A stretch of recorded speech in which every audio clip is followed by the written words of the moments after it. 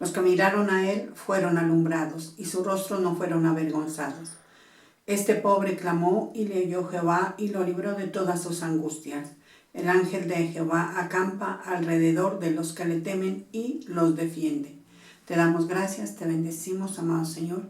Te damos toda la gloria, la honra y el honor, Señor. Hoy reconocemos, Señor amado, que tú, Dios de los cielos, nos has defendido, has guardado nuestra vida. Acampas alrededor de cada uno de tus hijos. Nos das de tu provisión, nos das de tu amor, nos das de tu favor, Señor, nos enseñas tu palabra.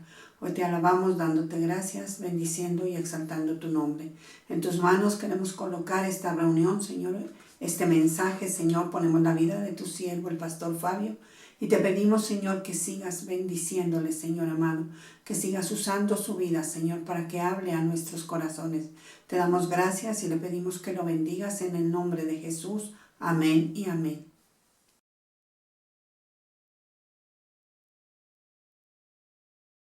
Vamos a la palabra de Dios, al libro de Josué capítulo 1, 6. Libro de Josué capítulo 1, versículo 6. Porque tú repartirás a este pueblo por heredad la tierra, de la cual juré a sus padres que la daría a ellos. Solamente esfuérzate y sé muy valiente para cuidar de hacer conforme a toda la ley que mi siervo Moisés te mandó. No te apartes de ella, ni a diestra, ni a siniestra, para que seas prosperado en todas las cosas que emprendas.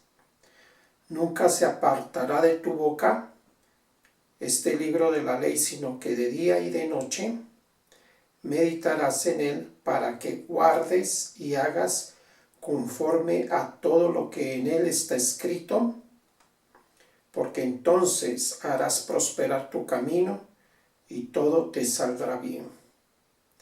Mira que te mando que te esfuerces y seas valiente. No temas ni desmayes, porque Jehová tu Dios estará contigo en donde quiera que vayas. Señor, te damos gracias, bendecimos tu santo nombre, te damos la gloria, la alabanza, la exaltación. Te pedimos, Señor, que nos hables a través de esta tu palabra, Señor, para la edificación de nuestra fe. Te lo pedimos en el nombre de Jesús, con acción de gracias. Bueno, busquemos la versión, traducción en lenguaje actual, o nueva traducción viviente. Sé fuerte y valiente, porque tú serás quien guía a este pueblo para que tome posesión de toda la tierra que juré a sus antepasados que les daría. Sé fuerte y muy valiente. Ten cuidado de obedecer todas las instrucciones que Moisés te dio. No te desvíes de ellas, ni a la derecha ni a la izquierda. Entonces te irá bien en todo lo que hagas. Estudia constantemente este libro de instrucción. Medita en él de día y de noche, para asegurarte de obedecer todo lo que allí está escrito. Solo entonces prosperarás y te irá bien en todo lo que hagas. Mi mandato es: sé fuerte y valiente. No tengas miedo ni te desanimes, porque el Señor tu Dios está contigo donde quiera que vayas. Este pasaje del libro de Josué es bastante interesante. En la versión Reina Valera se titula Preparativos para la conquista. Así se denomina este capítulo 1 del libro de Josué, Preparativos para la conquista. Suponemos que el Señor le habla a Josué, su siervo, para que esté preparado en cuanto a lo que se venía a venir para la entrada a la tierra prometida. Notemos que la entrada a la tierra prometida se trataba de una guerra contra pueblos que eran fuertes, pueblos que estaban asentados en ese lugar desde hacía mucho tiempo y que no estaban dispuestos a ceder un solo centímetro de esa tierra. Entonces lo que enfrentarían los israelitas sería una guerra, y las guerras no son nada fáciles. Por supuesto que las guerras demandan enormes sacrificios humanos, hombres que van a caer irremediablemente. Una guerra cobra muchísimas vidas y por otra parte demanda altísimos recursos materiales, económicos. Siempre ha sido así. Notemos también que Dios no le planteó en ningún momento a su pueblo una tarea fácil, es decir, les voy a dar una tierra, pero que simplemente ustedes van a llegar y se van a sentar en ese lugar o se van a establecer sin oposición, sin guerra, sin enemigos. Simplemente ustedes llegan a la tierra prometida y toman posesión de ella. El Señor nunca les planteó eso. Y la verdad es que Dios nunca nos plantea nada fácil. Eso hay que tenerlo en cuenta. Dios nos da la salvación a través del sacrificio expiatorio de Cristo Jesús, y es gratuidad, es por gracia. Pero si uno quiere avanzar en la vida de fe, en la vida cristiana, uno tiene que hacer enormes sacrificios, y los sacrificios demandan disciplina, entrega, valentía, esfuerzo, constancia o perseverancia. Siempre es así. Si uno quiere conquistar algo en cualquier nivel o en cualquier terreno en el cual se mueva, siempre debemos suponer que la conquista no es nada fácil. Conquistar la tierra estaba prometida, pero tenían que conquistarla.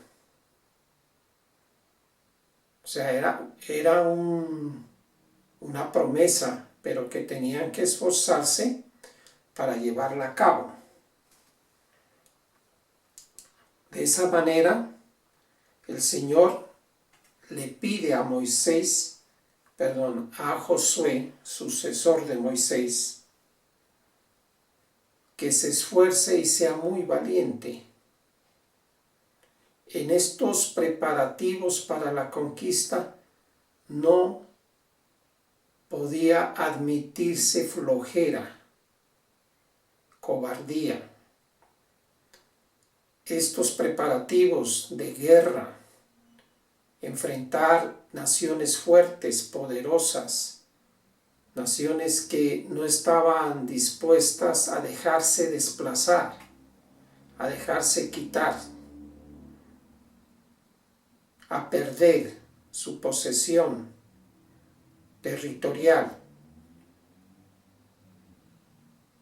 No es para hombres cobardes, no es para hombres pusilánimes, no es para personas indecisas, amedrentadas, miedosas. Esa gente difícilmente puede ir a la guerra, si es que van. Y si van a caer porque no tienen el carácter, no tienen la templanza para asumir estos riesgos. De modo que los ejércitos siempre preparan a sus soldados para la guerra.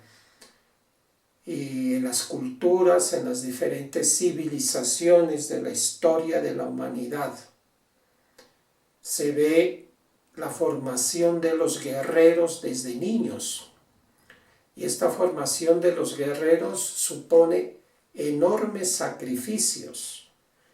Supone que deben ser separados a muy temprana edad de sus hogares, de sus padres, y tienen que ser sometidos a unas disciplinas muy severas para forjar el carácter de los guerreros. Y esto no ha cambiado, o ha cambiado poco, porque la verdad es que aún hasta el presente las naciones preparan a sus soldados, y esta preparación supone mucho esfuerzo, mucha dedicación, mucho tiempo. Ninguna milicia es fácil. Los soldados saben que se están jugando todo en el campo de batalla, que pueden caer en cualquier momento, pero que depende también de su carácter y de su fuerza sobrevivir a la guerra. Es decir, tienen que derrotar al enemigo, el cual no es nada fácil de vencer. Entonces tienen que estar preparados para sacarle ventaja al enemigo. En la guerra o se mata o lo matan, una de dos. ¿Quién cae primero? ¿El adversario o yo?, puede decir el soldado. Entonces, una relativa ventaja permite la sobrevivencia. Una relativa ventaja frente al enemigo supone aún la victoria. En ese orden de ideas, lo que el Señor le estaba diciendo a Josué es que la conquista no iba a ser fácil. Sí, van guiados por el Señor está con ellos, Jehová de los ejércitos está con ellos, que no lo duden. Así como estuve con Moisés, estaré contigo. Pero te digo que te esfuerces y que seas muy valiente. Y se lo repite en este capítulo más de 3 veces. Si tomamos el verso 6, que es donde empezamos, le dice, esfuérzate y sé valiente. Muy contundente la exhortación. Esfuérzate y sé valiente, porque tú repartirás a este pueblo por heredad la tierra de la cual juré a sus padres que la daría a ellos. El Señor estaba cumpliendo un juramento que le había dicho a los antepasados de Josué. El Señor siempre cumple sus promesas, siempre cumple lo que dice. El Señor no se olvida. Si algo dijo, pueden pasar algunas generaciones, pero Él se acuerda y dice, voy a cumplir lo que le dije a los antepasados de Josué en este caso. Y vuelve en el verso 7 a decirle, solamente esfuérzate y sé muy valiente. Verso 6, verso 7 lo repite, solamente esfuérzate y sé muy valiente. Porque dirigir o liderar a un ejército no es nada fácil. Si ser soldado, estar bajo órdenes de superiores jerárquicos es difícil, cuanto más estar en el liderazgo. Y Josué estaba en el liderazgo. Josué tenía la responsabilidad de llevar a cabo las acciones que Dios le había trazado, al pie de la letra. Obsérvese que no se podía desviar de las órdenes de Dios, porque cuando se cumplen parcialmente las órdenes de Dios, no se va a tener los mismos resultados.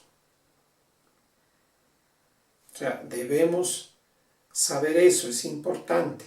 La obediencia a Dios no puede ser a medias, la obediencia a Dios no puede ser parcial. En esto obedezco, en esto no obedezco. Hay un ejemplo en la Biblia que es muchos años después de Josué. El rey Saúl. Saúl no cumplió con las órdenes de Dios, como Dios se las había dicho, como Dios lo había expresado. Él interpretó a su manera y cambió los planes de Dios, cosa que al Señor le disgusta muchísimo. Y conocemos el desenlace del gobierno y de la vida del rey Saúl, que no fue nada bueno. Disgustó a Dios y su final fue bastante triste, porque no es bueno oponerse a los mandamientos de Dios, ni es bueno tampoco interpretar los mandamientos de Dios, porque Dios nos da su palabra no para interpretarla, Dios nos da la palabra para obedecerla. Y creo que ahí está el punto neurálgico de la vida de fe. Aquí se observan todos los inconvenientes que pueden generarse a causa de no llevar a cabo los mandamientos de Dios como el Señor los ordena. Porque se caen las interpretaciones, en las parcialidades. lo voy a hacer a mi manera, creo que no lo debo entender como está escrito, no como se me ha enseñado, no como dice la Biblia, no como me lo han enseñado en la iglesia, también se puede decir así, no como lo dicen los pastores, los ministros. Así no es. Mucha gente, la verdad es que mucha gente, y hemos caído en ese error, ¿sí? Para ser sinceros, muchas veces no hemos obedecido a la palabra como debe ser, sino que la interpretamos a conveniencia personal, y eso no va a dejar buenos resultados. Josué era un hombre radical, un hombre que se mantenía centrado. Importante esto. Josué no interpretaba las órdenes de Dios, sino que las acataba, las cumplía. Y nótese que en los ejércitos, en las milicias es así. Cuando se da una orden no es para interpretarla, sino para cumplirse a cabalidad. Le recomienda: no te apartes de ella ni a diestra ni a siniestra, para que seas prosperado en todas las cosas que emprendas. Se refiere a la palabra escrita hasta ese momento. A Josué le correspondió quizá conocer el Pentateuco, los 5 primeros libros de la Biblia, escritos por Moisés.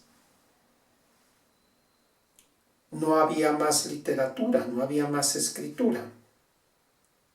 Pero con esos 5 libros basta, porque esos 5 libros son un compendio de los mandamientos de Dios. Y es lo que estudian los israelitas, los judíos, eso lo estudian y lo tratan de obedecer como mejor pueden. Como ellos no están bajo el pacto de la gracia, sino bajo el pacto de la ley, imposible cumplir todos los mandamientos, porque la ley no la puede cumplir nadie. A nosotros ya tenemos toda la Biblia. Nosotros tenemos los 66 libros de la Biblia. La suma de tu palabra es verdad, dice la Escritura.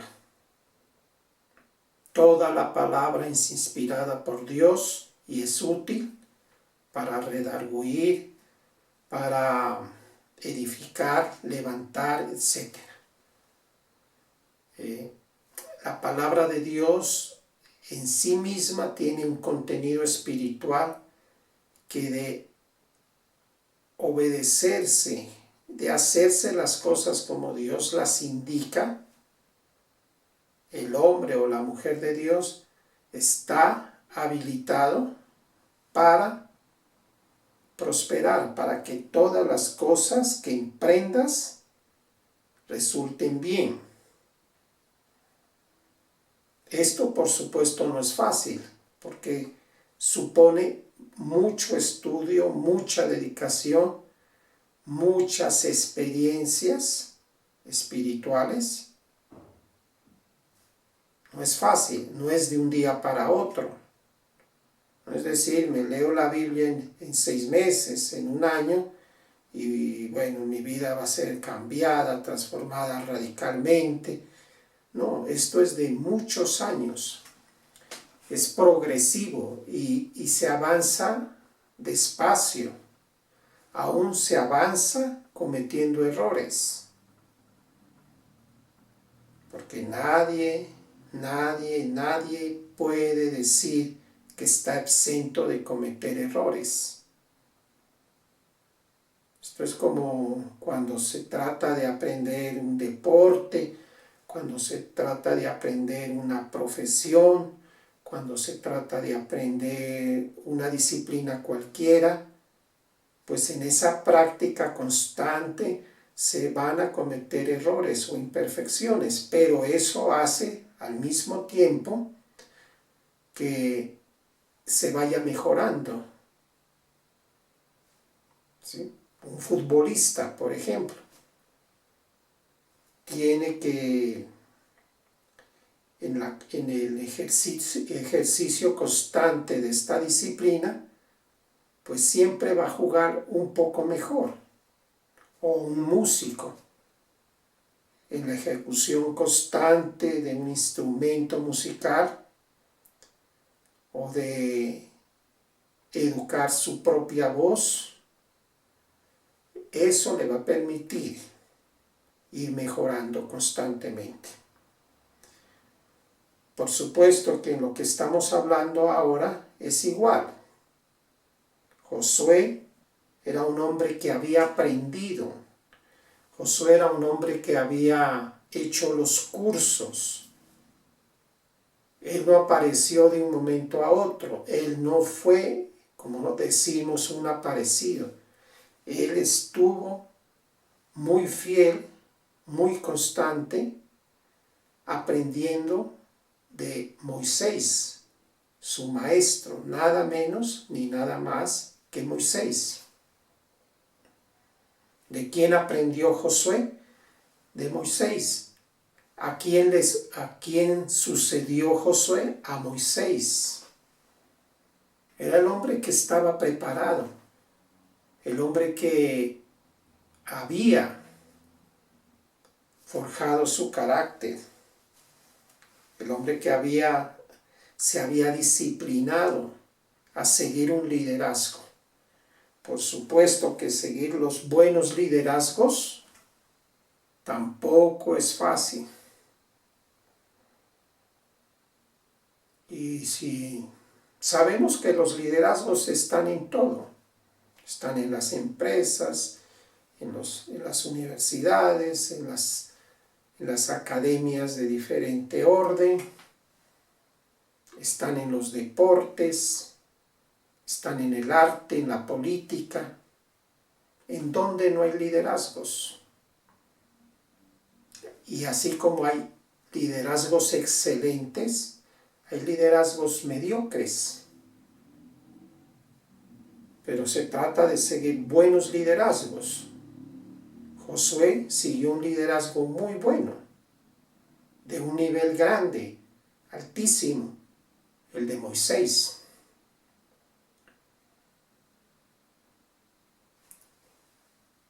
Y cuando seguimos buenos liderazgos, pues vamos a tener buenos resultados también. Dios levanta líderes. Y a Josué lo estaba constituyendo como un líder. ¿Qué le recomienda? Que no deje de estudiar, que no deje de leer la palabra, que medite en ella, que la tenga escrita en el corazón. Esa es la fórmula de la prosperidad, del éxito, de alcanzar las victorias. Nunca se apartará de tu boca este libro de la ley. Para nosotros, ¿qué sería? Estudiar la palabra. Estudiar 66 libros que registra la Biblia. ¿Será fácil? No nos va a alcanzar la vida para estudiarlos. Nadie puede decir que le va a alcanzar la vida para estudiar la Biblia, el compendio, el conjunto de libros, tanto Antiguo como Nuevo Testamento. No, por mucho que estudie, nadie puede decir, ya me gradué, ya terminé, ya estoy formado, ya no me falta nada. No, la Biblia es un libro de mucha profundidad. La Biblia se renueva ella misma día a día. La Biblia para el estudiante serio, responsable, siempre va a tener que decirle algo nuevo. Y esa es una de las virtudes de la palabra de Dios, que siempre nos está diciendo algo nuevo, siempre nos está enseñando algo nuevo, algo que no sabíamos. Por mucha experiencia que tengamos, mucho estudio, muchos años, la Biblia siempre se nos va a estar revelando con cosas nuevas. Por eso hay el famoso verso que está en Jeremías capítulo 33, verso 3, si no estoy mal, que dice: clama a mí y yo te responderé y te enseñaré cosas grandes y ocultas que tú no sabías. También en el libro de Job capítulo 42, Job reconoce, dice: de oídas te había oído, mas ahora mis ojos te ven.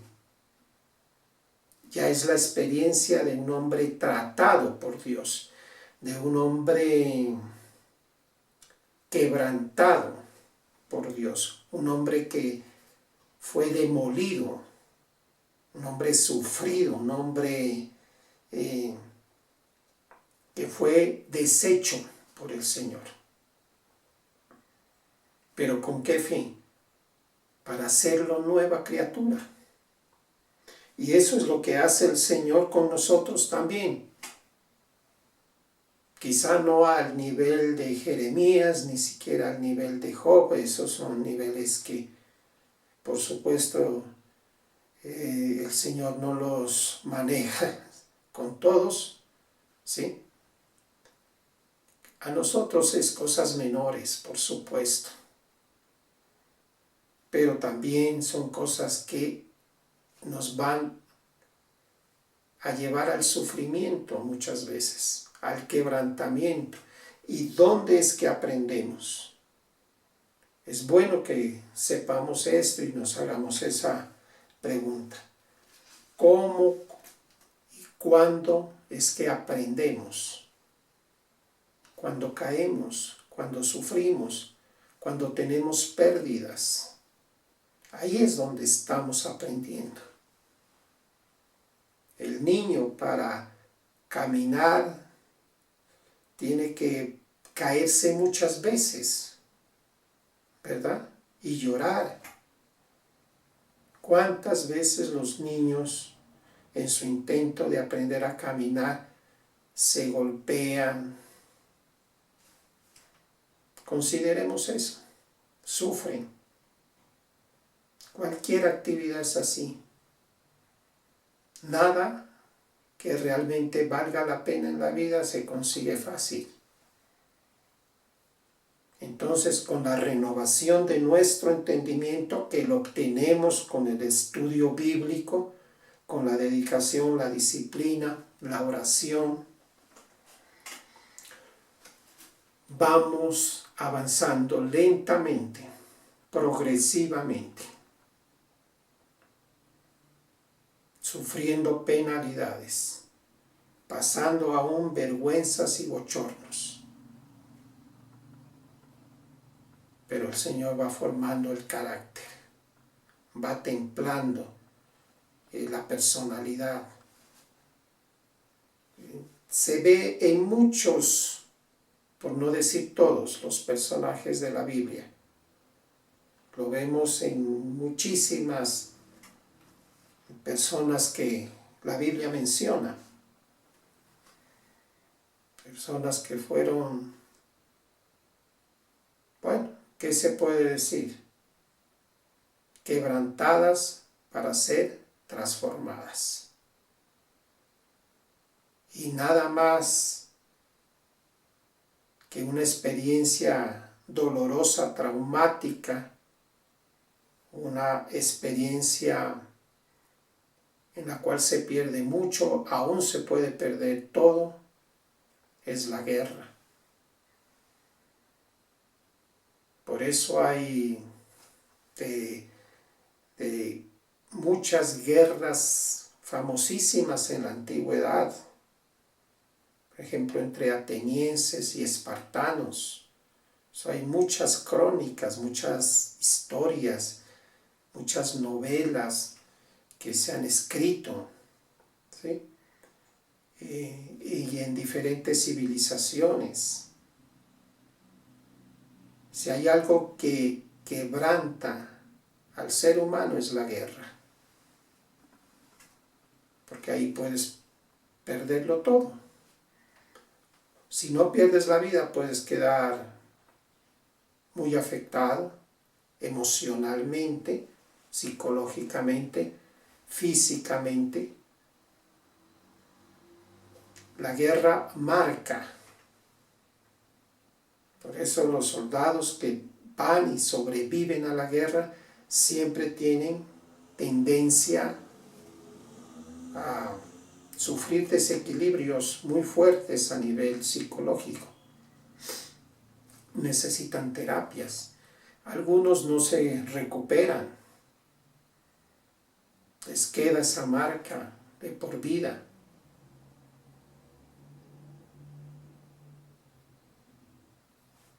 Y muchos otros caen en el campo de la batalla. Y no solamente es doloroso para quienes van a la guerra, sino para sus seres queridos, sus familias, sus esposas, sus niños, sus hijos. Entonces, pero la guerra forma el carácter y es como se conquista. Y así conquistaron los israelitas valientes la tierra de Canaán y vencieron a 7 naciones más poderosas que ellos. No pudieron vencerlos a todos, porque hubo, aparte de esas 7 naciones que vencieron, había otras que no pudieron vencer y que el Señor lo permite. ¿Para qué? Para que se siga forjando el carácter del guerrero. Así es como se conquista. Y para el pueblo judío siempre ha sido así. Siempre ha sido así hasta el día de hoy.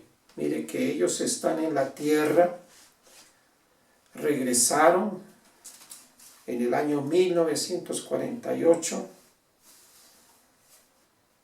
pero todas las naciones que están alrededor de Israel son enemigas de Israel, no quieren la existencia de Israel. Por eso ellos han tenido que desarrollar la industria militar, desarrollar un ejército fuerte, sólido, para defenderse, porque tuvieron una experiencia muy difícil en la Segunda Guerra Mundial. Ellos no participaron, fueron víctimas del nazismo, que por poco los extermina, ¿sí? Odiados por el nazismo. Eso se conoce con el nombre del Holocausto judío. 6 millones de judíos fueron masacrados durante 6 años de guerra, 1939-1945. Y ellos no quieren repetir esa experiencia.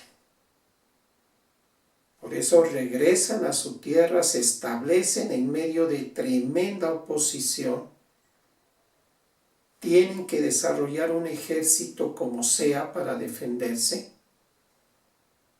Y tienen que desarrollar una economía, una industria como nación. Y todo eso lo hacen en conjunto. De modo que de 1948 al presente son 73 años de esta nación, de lo que se conoce con el nombre del reverdecer de la higuera. La higuera es Israel. Y miren que en medio de esas circunstancias muy difíciles, a la cual hay que agregarse otra, que es la tierra semidesértica, un territorio muy pequeño y gran parte de ese territorio desierto, con enemigos alrededor, con pocos recursos y muy poca gente que fue la que sobrevivió al Holocausto. Y con todo eso, los israelitas se han convertido en potencia económica, en potencia militar, en potencia científica y tecnológica. ¿Les ha sido fácil? Por supuesto que no, pero lo han conseguido. Es decir, las circunstancias difíciles desarrollan el carácter. Por eso se dice que en las crisis generan oportunidades. Toda crisis genera oportunidades. Y muchos a las crisis les dicen bienvenida crisis, porque nos vas a permitir buscar soluciones.